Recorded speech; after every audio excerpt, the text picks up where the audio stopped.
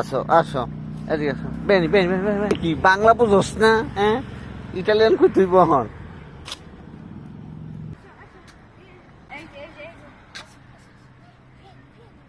এই যে কি সুন্দর কই গেল এদিকে এদিকে সামনে সামনে সামনে এই যে এদিকে এদিকে তোমার কাছে যাইবো একটু গো তোমার কাছে যাইবো। আমার লাগে ঘষা খাবি? এই কি, এই কি?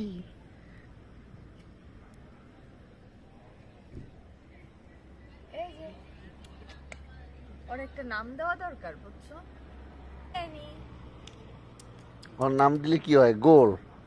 গোলু গোলু ও গোলু গোলু গোলু গোলু তুমি কি গোলু আরে আরে এই এই এই এই